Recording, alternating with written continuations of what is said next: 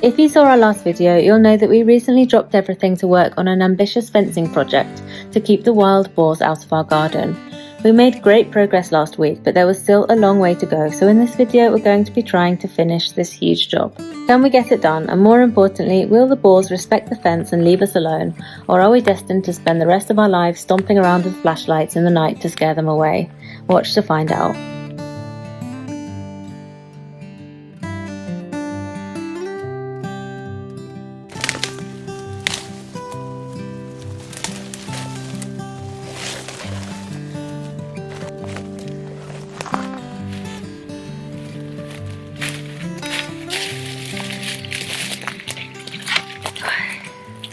Oh, this is so hard. There's a lot of dead wood in there. I don't think this area has ever actually been properly trimmed by us. And it's quite interesting actually, because I remember 5 years ago when we moved here, this area was full of brambles. We were always picking blackberries, and now it looks like all the brambles have died, which is interesting because that just shows how they've done their job. They've protected the little tree saplings, which are now growing up. There's lots of hackberry in here, lots of wild olive. That's basically it, but still. There's lots of trees now that are quite big, so I'm going to try and save those. And the brambles have died back, maybe due to lack of light, I'm not sure. But yeah, it's just really hard because I'm trying to go around the trees that we kind of want to save. I'm encountering a lot of big dead branches. It's just a mess in there.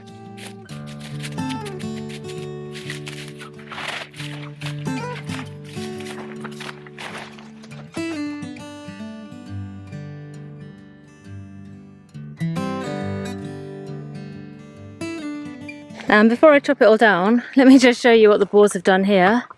I don't know if you remember, in this area behind the yurt we had some wheat growing. It was just growing out of the straw, I didn't plant it. Well, it was looking lovely and I was really excited to try and harvest some. Just to, just for the experience, and it's all gone. I think the boars have just chomped off all of the seed heads, which is crazy. Thankfully, all of these trees are fine though. Our peach tree. Okay, at least we have a path through now. There's the fencing roll where we left it. There's a bit of stuff to clear up off the floor, but at least we can get through now. Behind the yurt, over that way and round the back of the garden. Look at that amazing carved stone there as well. That's so cool. Maybe we can move that out and use it for something decorative. And yeah, this is all the brambles. It's just so dry, like it was all just completely crumbling, falling apart as soon as you touch it. So I'm going to just stomp that down. And then coming along here, we come to another huge pomegranate tree. I would like not to have to cut too much of this back, because this is the one that we pick pomegranates from for the chickens, because we're so close to the chickens and they love the pomegranate seeds. And that's a really easy, tasty little snack for them. But I need to get in there and see what the wall's like really, so we'll have to cut some back.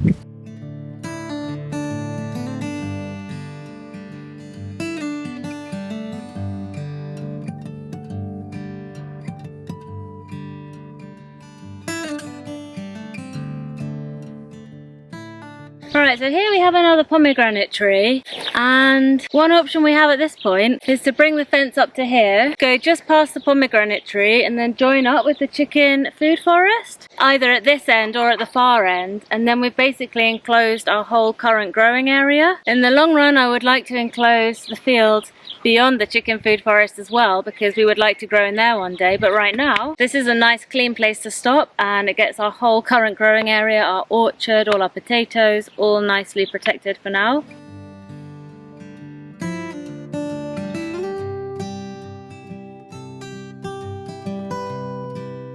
After I'd cleared the path ahead, Mauro came to work on the fencing itself.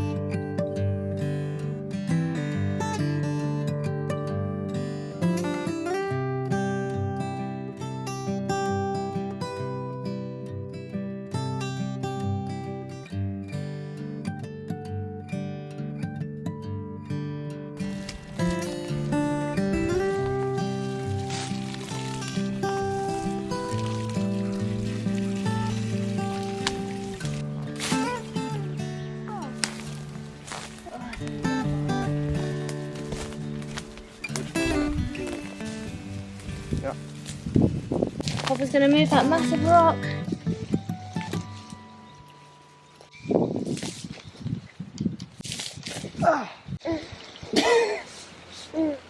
Where are you gonna put this rock?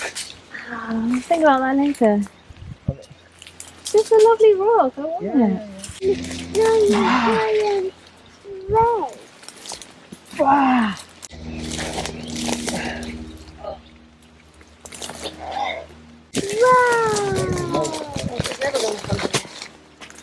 Woo.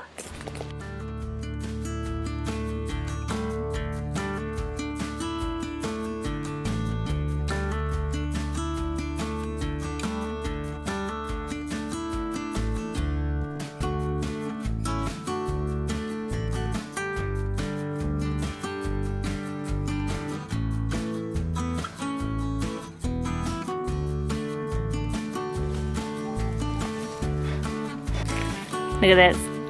Hopefully they'll be bigger in future years. Oh, that's actually really good. Do you want to try a bit of Aunt Nibble's peach? I don't know, you're gonna get fenced out if you go there.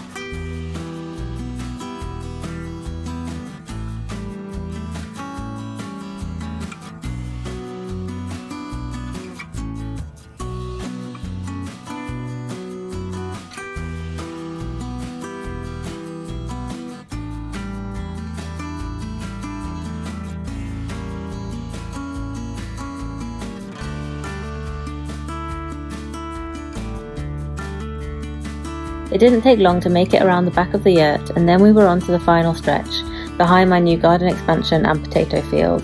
Meanwhile, whilst we've been so distracted with the fencing, of course the garden work continued.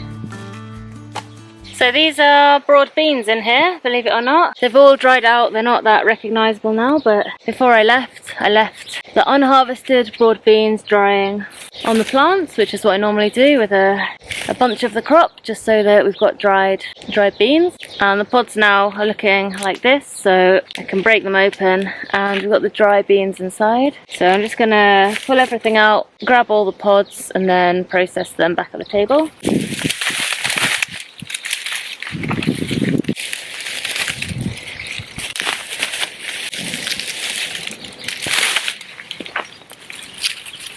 I have left it too long because, as you can see, some of the pods have opened by themselves, so we're going to get some self-seeded broad beans here next year probably. But what hasn't popped open is nice and dry, and that saves me a bunch of work drying them myself.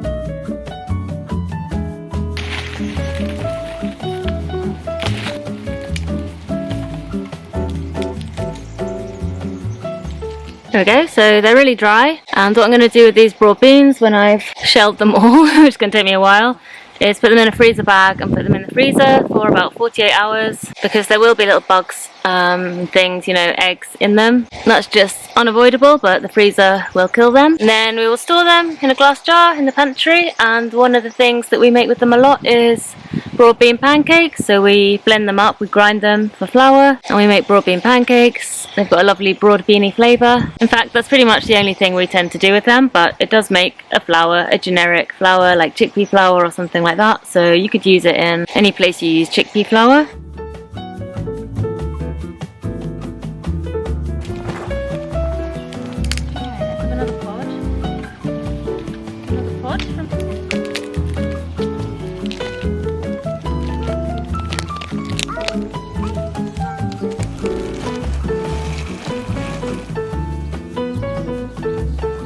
The next day there was still half a bed of broad beans left to harvest, so after breakfast and of course after giving the tractor a good wash, we got back to work.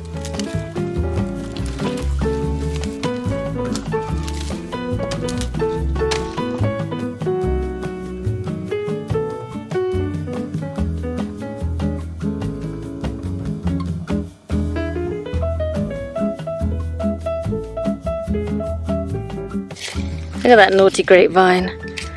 I'll have that. Thank you very much. And that. And that. Are you grabbing onto anything else in there? This grapevine needs a bit of something. It's out of control. Look at that. It's rooted itself in the soil. I'm going to dig that up, plant that somewhere else, actually.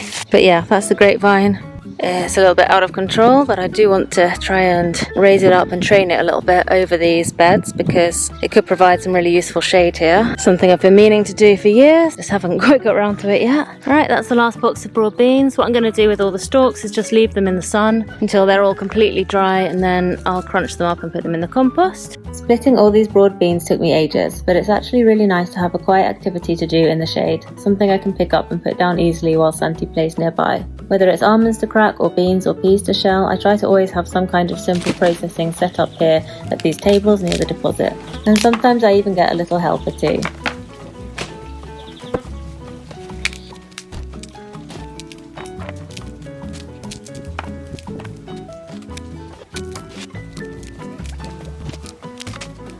After 48 hours in the freezer, this is what we ended up with, and I also saved a separate smaller jar for seed next year.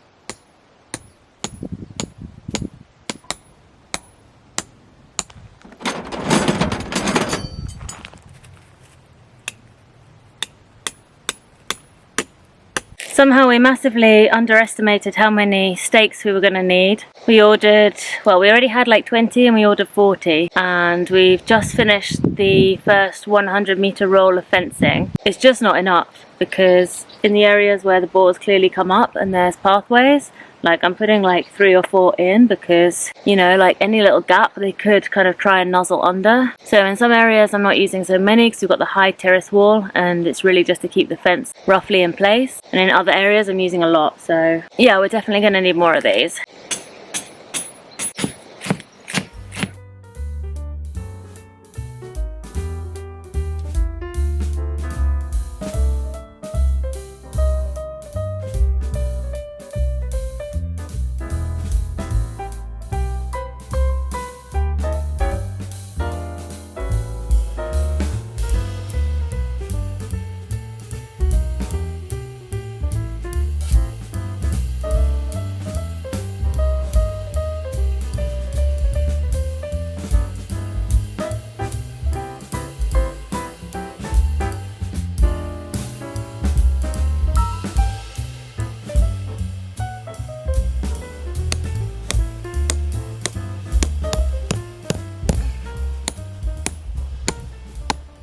Alright, that's it. That's the last stake in. That's crazy. I have barely even finished reinforcing the weak points where we know the boars come up through their little boar roots. We're going to need so many more. These people are going to be so annoyed at us. They're going to be like, why can you not just order everything at once? This is like the 5th time we've been back for another order of stakes and posts and stuff.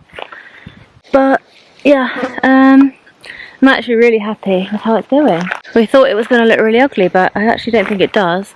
And you have to bear in mind that grass and stuff is going to grow up in front of it. We won't be able to stream right up against it because the blades, you know, will get tangled. So it's always going to have a bit of grass and, you know, wildflowers and stuff in front of it. Our long-term aim would be to plant some more cypress trees around some of our border. Not all of it because we've got some nice views and don't want to feel like too enclosed, but the fence should in the long run be pretty hidden. Anyway, I think we have now decided where we want to end it for now.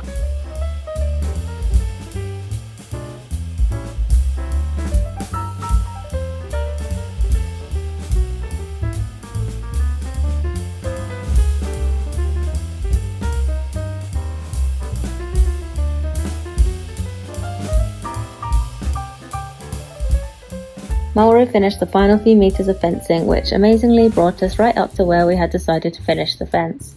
At this point we were level with the chicken food forest fencing, and we had agreed to bridge this gap and join up with the corner post over here. Okay, we've had a slight change of plan. Instead of ending the fencing and joining up with the chicken food forest, At this near end, we're going to go to the far end. We've just been having a look at it and it's narrower there, and it just makes more sense not to have to go through a gate here because we do actually use this area. We've got some fruit trees growing along the side. We've got the chicken tractor that we move up and down. So yeah, it means a little bit more work now because we've got to clear along the side of the grapes. There's a lot of grapevines down here, which are going to be, yeah, we're going to have to go through those. So I'm going to start on that. And then another thing I need to do is put this final post in concrete. So we put this strong post in here. Well, it's not strong because I need to put it in concrete because we're just hitting rocks. But we've put this post in here because we've got a step down. So we've got this like old dividing wall. It's not an acequia, it's like, it's just a, I think, to divide the old plots when this land was like divided. Just a concrete wall basically, and then we're slightly lower on the other side, so we need to step down. If I go back here.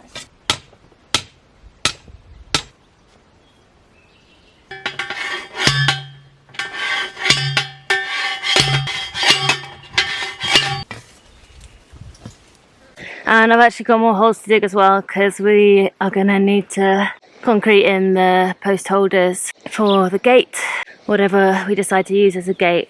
So I need to go and find stuff for that.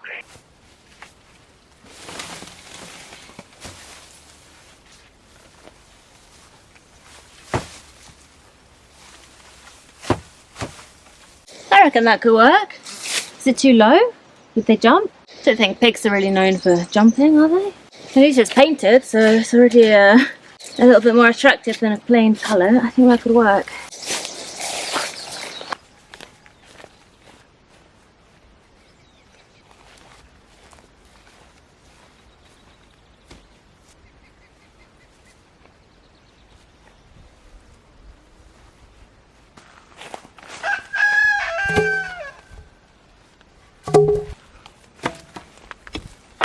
With the gate selected, it was time to dig the holes and set the posts in concrete.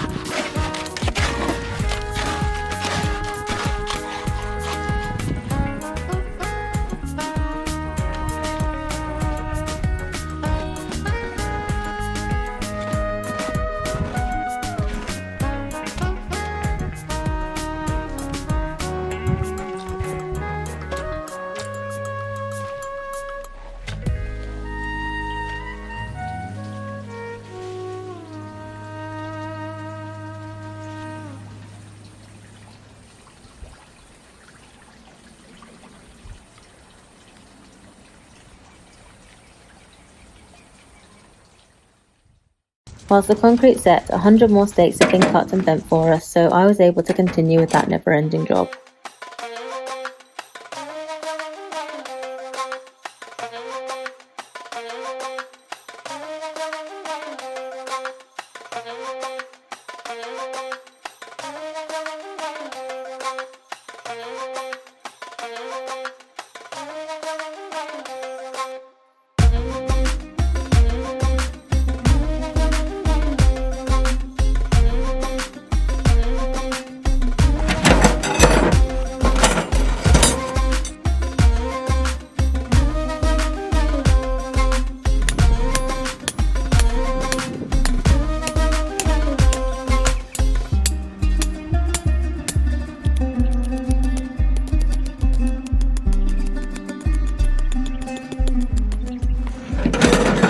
It was at this point, after hammering in the 160th stake, that we realised we had installed the entire 100-metre roll of fencing upside down. So yeah, it's meant to be the other way up. If you can see these smaller holes, slightly smaller, and then larger gaps at the bottom. So it's supposed to be the other way, and then the smaller holes would stop smaller animals, and then you don't need, in theory, such small gaps at the top, just to save on material, I guess. I can't believe we didn't notice that, because we have used this kind of fencing before, but last time we used like the 2-metre one and it was more noticeable. I guess we just weren't paying attention. We just it didn't even cross our minds.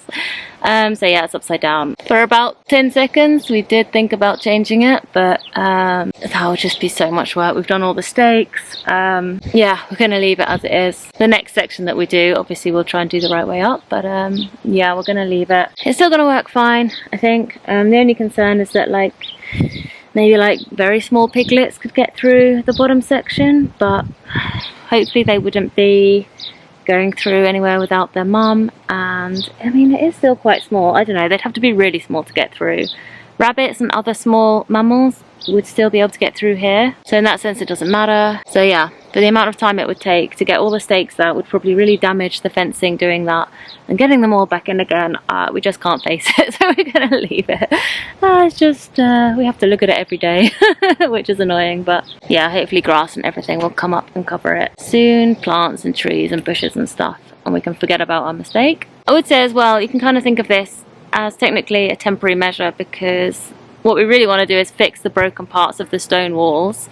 That's our long-term goal, and some areas are easy. We've got easy access and there's not too much damage. Some parts are a lot harder, but that is our overall goal, so it's definitely something we want to be learning about and maybe doing with volunteers sometime over the next few years. So in that sense, it's a temporary measure. Hopefully it'll be fine for now.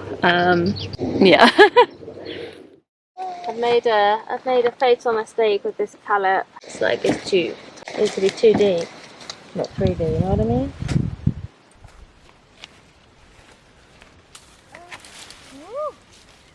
Sorry, great. Sorry, great. Oh no, you'll get chopped down something. Listen, they like a good prune, don't they? It's been pruned. We've been pruned already.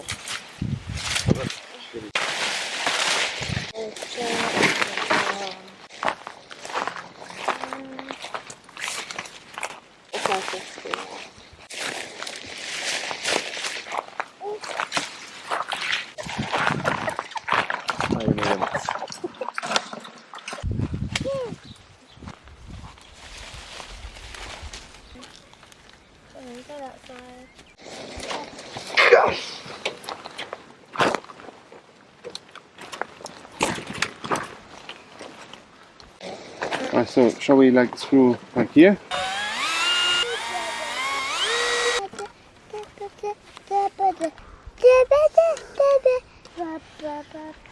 We got a big post. Yeah, we're going to put the big post in a minute. Finally, after an epic family effort which took us the last 2 weeks, we were able to finish the final stretch of fencing, this time the correct way up.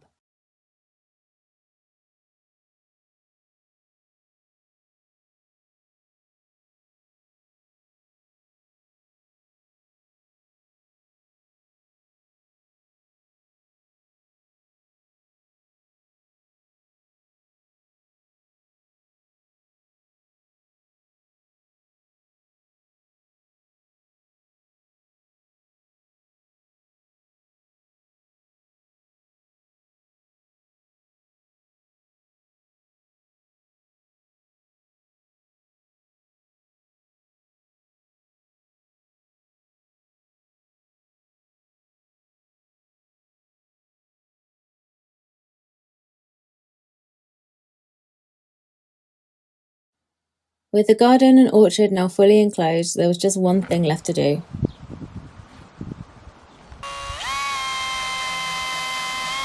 Alright, so we have amended our gate a little bit and it now actually fits. So I'm just going to attach it now to the posts.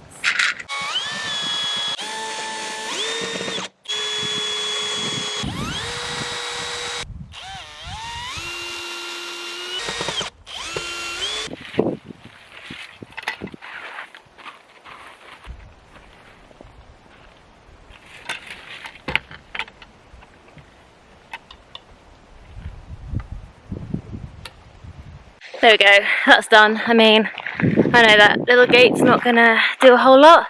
It's a bit of a weak point, but it's just to allow us to finish the fence there for now and not have to go around the final field. So yeah, that is it. That's that job done for now. Hopefully for quite a while. Yeah, it seems to have been working really well. I think the boars have been figuring it out. Like, they've been around, they've been in the barranco, Una's been barking, but they haven't been coming in.